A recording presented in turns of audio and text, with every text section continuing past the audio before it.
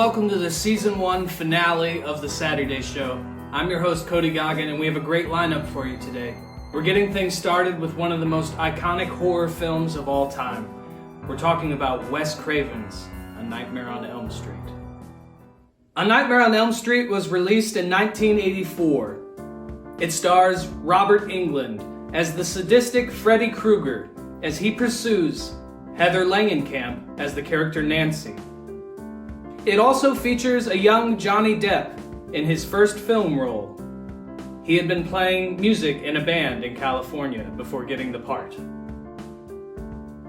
Wes Craven had developed the story based on two events. He had read recently in a newspaper article about young men who were complaining about bad dreams, and who then later died in their sleep. This was combined with one of Craven's own childhood experiences to build the character of Freddy Krueger. As a young child, Craven had heard a noise outside of his bedroom window. Upon inspecting it, he found a man was walking the streets. The man turned suddenly and stared Wes down with an evil look, and the experience helped form the appearance of Freddy.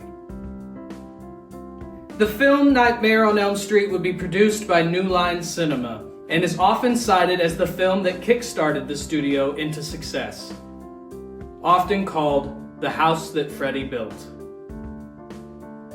The high school in the film was the same school used for the films Grease and Pretty in Pink. For many of the iconic death scenes, a rotatable room was used with an upside-down camera. Over 500 gallons of fake blood were used in the making of A Nightmare on Elm Street. At the time of release, the film was very controversial. The implied nature of Freddy being a child molester was softened and edited to avoid censorship issues. But when it hit the public, it was a success. The movie spawned a franchise that featured numerous films, and even a crossover with Friday the 13th and Freddy vs. Jason. Its themes of dreams and fear have influenced filmmakers for years, and the character of Freddy Krueger has appeared as numerous toy figures, as well as in video games. A short-lived television show was also produced. But the original Nightmare on Elm Street is a well-crafted and expertly made horror film that will leave everyone who watches it scared of going to sleep. Let's talk about the man who made the movie. Let's talk about our highlighted player of the week, Wes Craven.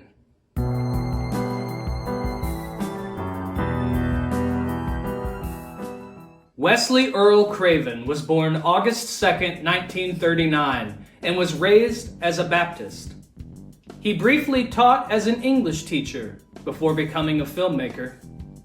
As a young man, he would direct pornography films at first, and would do this under assumed names. His first feature film of note as Wes Craven would be The Last House on the Left. Last House on the Left was made as an eccentric film with producer Sean Cunningham. It screened in more theaters than they had anticipated, and its popularity nearly sent Craven away from wanting to make horror films. But his next big hit, The Hills Have Eyes, would cement his reputation as a horror director. His movies often deal with dreams and perception. Reality is often not what it seems in a Wes Craven film. After Nightmare on Elm Street, he was not asked to direct the first sequel, but he was brought back on for Nightmare on Elm Street 3, and it's often hailed as a fan favorite among the series. He would later return to direct Wes Craven's New Nightmare, which would feature a different take on Freddy. Craven's later career would continue to frighten and amaze as he directed Scream. Taking a look at the genre he helped define and poking fun at it proved enormously successful. He would go on to direct Scream 2, Scream 3, and Scream 4. Scream 4 would become Wes Craven's final movie. He sadly passed away in 2015. His work has not only thrilled moviegoers for generations, but has also won many awards and critical acclaim. His characters haunt our dreams and scare us sideways.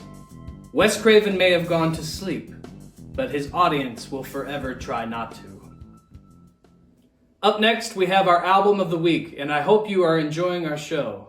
If you are, please hit like, subscribe, and tap that notification bell so that you'll be notified when new episodes of The Saturday Show get uploaded to YouTube.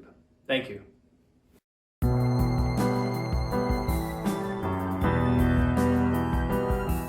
Our album of the week this week is the third studio recording by Tom Petty and the Heartbreakers, Damn the Torpedoes.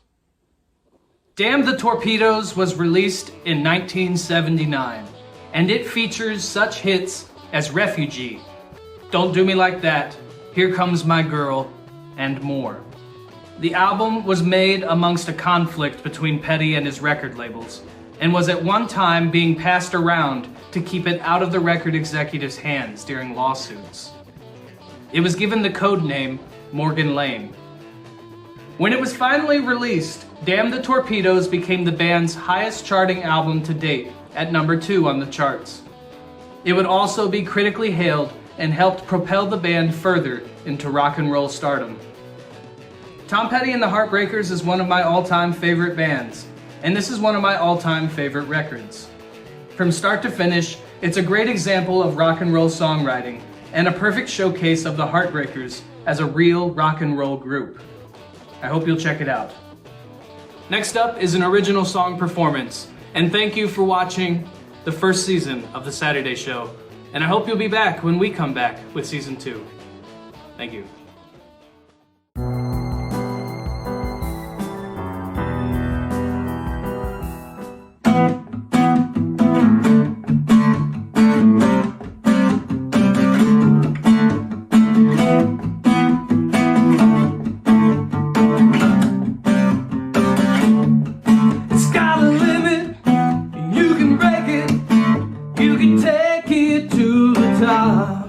It's got a limit, and you can shake it. It takes everything you got. Gotta climb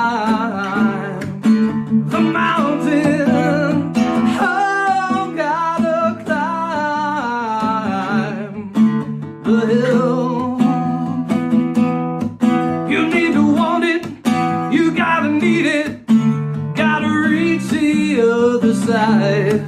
You need to want it, you gotta feel it. You can break the speed of light.